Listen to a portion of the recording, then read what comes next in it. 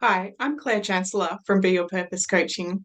I'm a master practitioner and an NLP trainer, and I love to work with people all over the world to be able to engage with their passion, to be able to live a life of purpose. Today, what I want to talk about is strategies. What are strategies, and how do we better understand what we do and why we do what we do? This is all a major component of NLP, as NLP is based on modeling success. Understanding somebody's strategy on how they create success means that we are better able to duplicate what they do, to model what they do, and create the success for ourselves. At the other stage of NLP, at the other side of strategies, we can also better understand what are our blocks, what is keeping us stuck. And once you understand that particular piece of your strategy, of the interference, what's keeping you stuck and what's not working for you, you can change your strategy. It's absolutely amazing and incredibly empowering to understand what is your strategy. So what I want to do is quickly share some slides to be able to give you that visual component of what I'm talking about. Later on, I'm going to bring in Ellen, and we're going to do a demonstration of a formal strategy elicitation so that you get to experience how you can use this with your clients. So coming back to the slides here, the formal way of understanding strategies is that strategies are a series and sequence of internal and external representations that determine a specific result. AKA, they're the steps that we go through to achieve the results that we want. So when it comes to strategies, we have a strategy for everything that we do. We have a buying strategy, health strategy, depression strategy, and a strategy for anxiety, strategy for success, wealth, eating, everything that we do has a strategy. And so better understanding strategies is, how do you do what you do? In other words, how do you do anxiety? Asking a client this who comes to you and is experiencing a level of anxiety, if you ask them, how do you do anxiety? Initially, they're going to kind of like be a little bit stunned. What do you mean, how do I do anxiety? And it's important to let people know that everybody does anxiety differently. Some people do anxiety from, chest pains. Some people actually do anxiety by just wanting to go back to bed and having and being completely alone. Everybody does anxiety differently. And so once you can get a client to actually disassociate from their anxious symptoms or their anxious strategy, then you can start to bring in a new strategy, a more empowering strategy to be able to resolve and dissolve their anxiety. How awesome is that? Strategies can also help us better understand, how did you decide that? Taking away all of that self-doubt and that confusion in why you do what you do when it comes to buying something, deciding on a new project, maybe moving into a new relationship. Understanding the strategy that works for you means that you can have that full yes, or actually have certainty to say, no, that's not right for me. Strategies can help us work out, how do you know when you are motivated, so that you can bring in those steps and those components to bring in that motivation when it comes to doing like paperwork or other things that really are not that exciting. The other interesting thing to get back into that flow state is to understand your strategy on, how did you create that? Thinking back to a time when you were really creative. Was it a painting that you did? Was it being in the garden? Was it creating some beautiful social media? Like, what was it? How did you get into that creative state? Understanding that strategy means that you can implement those steps instead of that procrastination that gets in the way. Strategies help us identify what people do so that we can create that success rather than what they think they do. So many people generalize, delete, distort, and while the map is not the territory, eliciting someone's strategy will help us model what they do to create that successful outcome. So the strategies come back to, what are all of the ingredients? And with that recipe, can we put those ingredients in the correct sequence? So thinking about making a chocolate cake, yes, we have all of the ingredients in front of us, but if I was to mix the milk, the flour, the sugar, put it in the oven, it comes out of the oven, and then I put the eggs on it, we're going to end up with an absolute mess. So this is a kind of a metaphor when it comes to the strategy elicitation for how does somebody else create success? We want to know, what are the steps? What do they go through? What do they see? What do they hear? What do they feel? What do they say to themselves? So that once we have that in order, we can create that same level of success, or we can help that client create that same level of success in other areas of their life. So again, strategies, absolute key component, especially when it comes to the beginning of a session. When it comes to better understanding if somebody wants to solve a problem or that there's a goal that they want to achieve.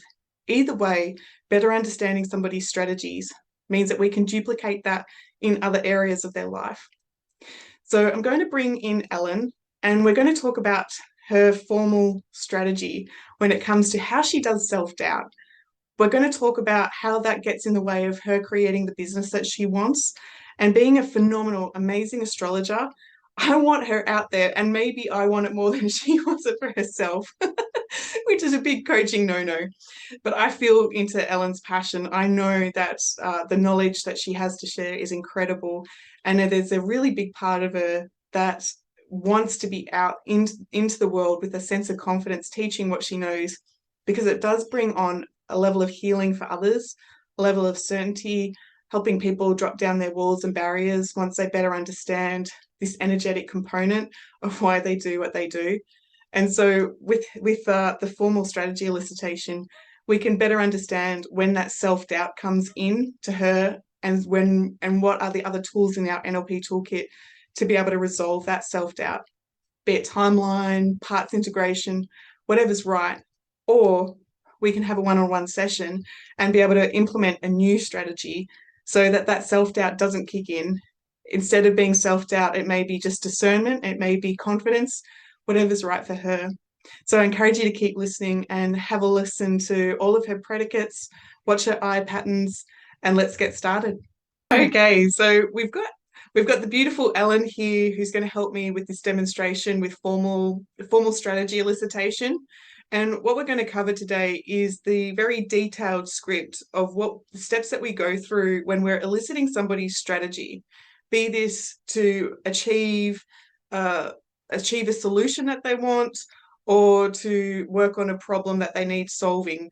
Depending on what the client wants, this is when we're going to use the formal strategy elicitation. So bringing the focus back to you, Ellen, thank you for being here. Thank you for having me. And so today, what is the outcome that you're looking for? What is that big picture? The big picture that I have would be putting myself out there more, and with confidence, my astrology and my knowledge of astrology. Oh, awesome. Yeah, absolutely love astrology. And I know a lot of my listeners, get the full body tingles when it comes to astrology. We need you out there.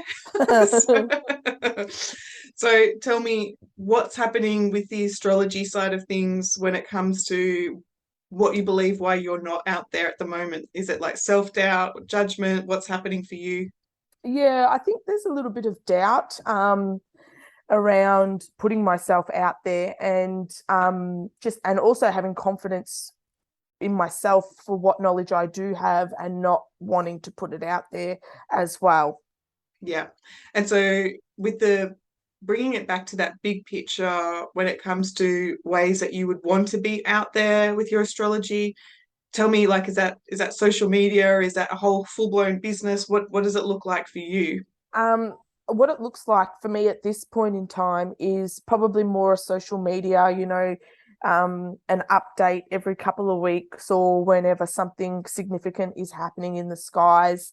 But I'd like to have those fundamental, even if it's just basic and small, but with the potential of growing it bigger later on when I'm ready. Yeah, yeah, that makes sense, right? To start off, I love that when you were saying to teach people what's significant in the skies and then to be able to build on that. That sounds like a really beautiful goal to move towards. So bringing the focus back to the formal strategy elicitation, I want to bring back our focus onto that word that you said there, that self-doubt, the my word is the hesitation, but focusing on your problem, focusing on your self-doubt. What I'd like to do is ask you some specific questions to really better understand how this self-doubt plays out so that we can use all of our tools in the NLP toolkit to be able to resolve and dissolve that self-doubt. Does that make sense to you? Yes, yep. So I'm going to ask you that very first question. When we think about, or can you recall a time, specific time when that doubt started to creep in? And as you take yourself back to that specific time, and as you go back to that time now, Ellen, I want you to see what you saw, hear what you heard, noticing what you said to yourself in that moment, and then just checking in. What was the very first thing that caused you to be in that self-doubt? I think, look, I have quite a close relationship with my father, and he's very, very well read and very intelligent. And I think fundamentally, I've always been, even as a young girl, been quite spiritual. And that's probably one area that we don't agree on. I think that fundamentally, if you revealed all the layers of him, you would find that he is spiritual, but for whatever reason, he's put a block in place. So that doubt, I suppose, has come from that inability to understand each other on that level, if that makes sense. Yeah, absolutely. That does make sense. And even just hearing that, if we were in a session together, that is where I would probably do something like timeline to better understand this program of self-doubt and comparing or minimizing yourself to a level of authority or something like that. That's absolutely where even just this very first part of the strategy elicitation is like, bang, now I know what I need to work on. But to give our listeners a little bit more understanding of how you do self-doubt, we're going to elicit your strategy step by step so that if we were to understand your strategy on self-doubt, you would be able to pick yourself up doing that in other areas of your life, your love life, your money, decision making. And so it's like, right, I'm onto myself. Now I have that self-coaching, that self-empowerment to make changes. Mm-hmm. So can you take yourself back, Ellen, to a time recently where there was this pull to maybe tell somebody about astrology, or that sense of excitement of like, oh, but you stopped yourself, you hesitated because that self-doubt came in? Yes, yep. So I was actually talking to a colleague about um, astrology, and he thinks he's very similar to my dad, actually, extremely spiritual, but um, says it's all rubbish. Um, and I started talking to him about it. And once I got that negative response, I stopped talking about it. And I also told him that I wasn't going to talk to him about it anymore. And I told him to go away. And that's true. Maybe there actually is needing to be to have that level of discernment to know if it's worth having that conversation. But this is exactly what I'm looking for when it comes to how you have that, how that doubt plays out. Because without that doubt, start again. With that doubt, I can imagine that that's actually one of the reasons that keeps you in the logical human world, in a practical job. Because this self-doubt is stopping you from doing something that you're actually really, really passionate about. Mm-hmm. Yeah. So for any listeners out there, we're not so much looking for eye patterns, but if you want to follow Ellen's eye patterns with this strategy elicitation, absolutely go for it, because Ellen's eyes are telling us that there's visual, visual, visual, there's criteria in the AD, visual, visual, criteria, criteria. So we're getting so much, not just from her predicates, but also from her eye patterns. Should I So take my glasses off? no, no, we can still see. We don't even need to be in person and we can see that. Mm. So, okay, so going back to the strategy elicitation, Ellen, I want you to take yourself back to that time with your back to that time, back to that meeting, and as you go back to that time to see what you saw, hear what you heard, see what you saw, what was the very, very, very first thing that caused you to be in that self-doubt? Was it something you saw in his face? Was it something that you heard? Was With it my an emotion father, that you felt? No, with this with the friend. colleague, yeah. Yep. So what I felt was my whole body getting tense, specifically um, through the chest area. Um, what else I felt was I felt myself shutting my intuition down. Um, and what I saw from him was, I don't think it wasn't a smirk, but it was I can't be bothered with this kind of look, like, but also intrigue in his face as well, Yeah. which is a bit of a backhander because it was like the mouth was saying no, no, no, it's rubbish, but the body language was saying otherwise. Yeah. So that's what I saw. I'll And what? stop you there. So then Mhm. once you saw, so at the moment, your criteria is you feel, when you do self-doubt, you feel your body sort of shrink in. There's that resistance of shutting down. The next thing that you do is you see their body language almost for that confirmation on why you're shrinking in. Mhm. Then you're saying something to yourself like, yeah, this person, tell me, what was it that you said to yourself in that moment when you saw his body language? Well, I think what I saw was that, was it saw or heard? Sorry. Oh no, so you saw his body language? Yep. But I'm also picking up my empath abilities are picking up on the fact that he is interested in it, Mhm. which I think that that's essentially where the doubt comes in because I'm questioning my intuition because I'm seeing beneath the beneath everything that he actually is interested, but I'm not hearing that. Yes. So then huh.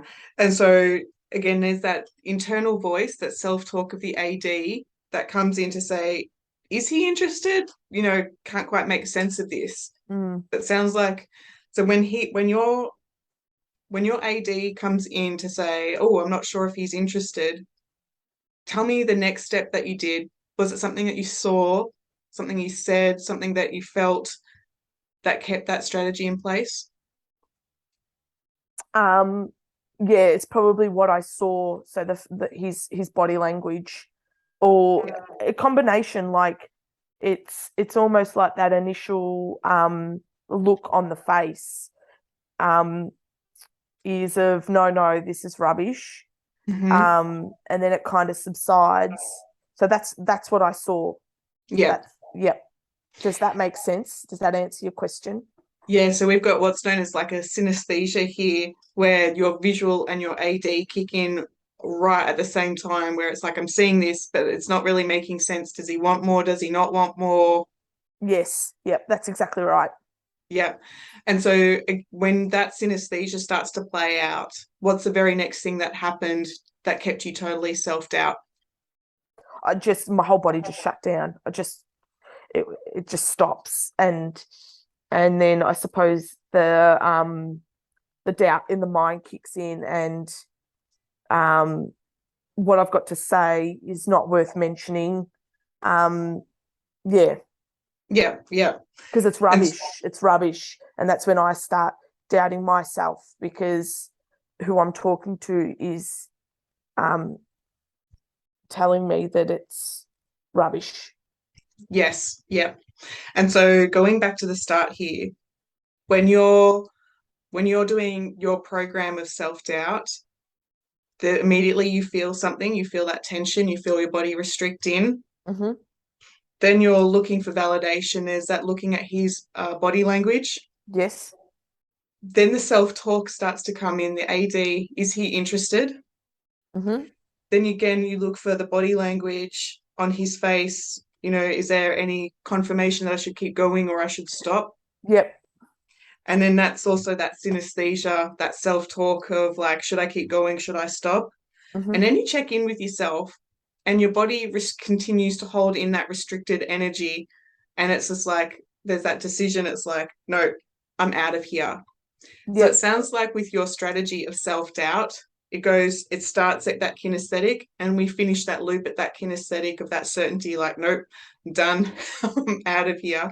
Yep. So when you do self-doubt, thinking about even an area of money, relationships, just play this out. I don't need you to share your privacy with people, but it's when self-doubt happens to you in other areas, there's that feeling of tense in your body, Mm-hmm. maybe even the pressure. There's the need to look for the body language for that confirmation. Am I getting, what is that validation? Mm-hmm. Then there's that self-talk within yourself of like, oh, I need to hear, am I getting this right? Yep. Then your body continues to look for the body language, that external response. Yep. And then your body continues to shut down. And it's like, nah, I'm out of here. Yeah. Yep. So this is your strategy for self-doubt. And what I would be doing with the hearing, I actually heard you say that you were needing to hear him give you that validation. There was actually this part of your strategy where you're craving somebody to tell you, that's Mm. right, keep going. And so with that, if I was working with you one-on-one in a session, I would probably be looking at that need for the auditory. But at the same time, I'm going to actually start off timeline or even parts integration with that moment where your strategy falls in on you with that restriction of energy. And Mm-hmm. that's exactly where I would be going back with timeline to have a look at where your confidence, where you made the decision to let go of that self-confidence, Mm-hmm. and put somebody ahead of you. Any questions on that, Ellen? No, I think you summed that up nicely. Hearing this strategy elicitation, is it helpful when you think about other areas of your life? Yes, definitely. Yeah. So it's kind of like unraveling the patterns, the behavioral patterns that I go through and I do Yeah. when faced with certain situations. Yeah. And so with that, I would say whenever your body is feeling tense, some people may say that that's your intuition saying, get out of here, which is 100% correct. But I would also say that that's also where your intuition is wanting you to do some coaching so that you're not put in those areas your intuition just keeps you onto the path that makes you feel more in alignment than having to keep having your buttons being pushed with this lack of self-confidence or the self-doubt. Yep. Yeah, I agree. So I want to say a really big thank you, Ellen, for helping us demonstrate the formal strategy elicitation when it comes to NLP. And yeah, if you've got any questions, let me know. But a big thank you to Ellen, and I will talk to you later. All right. Thank you very much. So I want to say a really big thank you to Ellen for volunteering to help us with that demonstration so that both you and I can learn a little bit more about strategies and the formal strategy elicitation. I hope this helps with your coaching style, your coaching business. And if you have any questions, let me know. I'm Claire Chancellor from Be Your Purpose Coaching, and I will talk to you later.